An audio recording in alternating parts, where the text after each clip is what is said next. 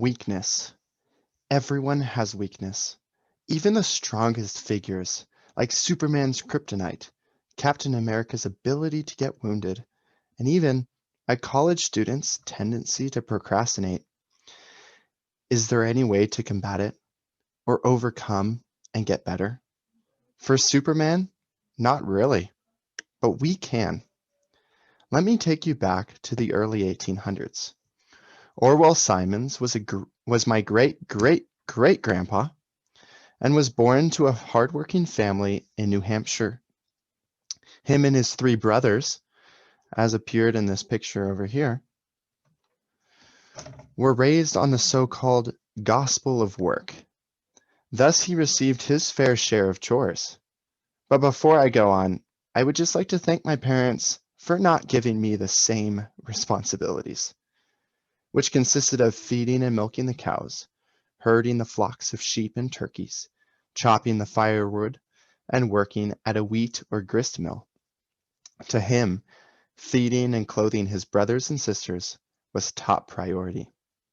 This living style helped him develop amazing work ethic and incredible brute strength. At only 18, he could hold two normal-sized dudes in the air straight out in front of him without even bending his arms. He was seriously yoked, and him and his brothers had a combined weight of over half a ton. And yes, believe it or not, I do come from this family. Not to mention, he was super intelligent. He seriously had it all. The combination of these traits led him to land a job as a shipbuilder for a man named Charles Dixon. Getting paid only $2 a month, he was able to add construction to his large repertoire of skills. Dixon had a daughter, Martha, who grew very fond of Orwell, and one day Charles's prized bull, his hobby being breeding massive bulls, came sprinting at Martha. Orwell, being the unique specimen that he was, jumped in front, risking his own life, and grabbing the charging beast by its horns and broke its neck. Orwell later admitted he didn't actually have to kill the bull to save the young Martha's life. He just had a surge of anger at the time that took over his decision-making. In fact, Orwell had a significant anger management problem throughout his life, but I'll return to that. Years later, after leaving the Dixons to work as a blacksmith, he found himself in the presence yet again of young, beautiful Martha Dixon, and this time fighting for her hand in marriage. He won, especially because she never actually forgot her heart-stricken love for him. They were married on October 11th, 1846. Years later, after some time of convincing, joined the church and moved across the country towards California, but ended up actually settling down in Payson, Utah, due to the harsh winters ahead.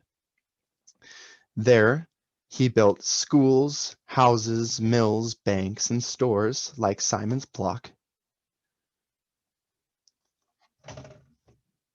and many of which still stand today. Simon's Block being one right on Main Street. He was often impatient in waiting for these buildings to be decided on and built by the council people that he actually just went ahead and did it himself.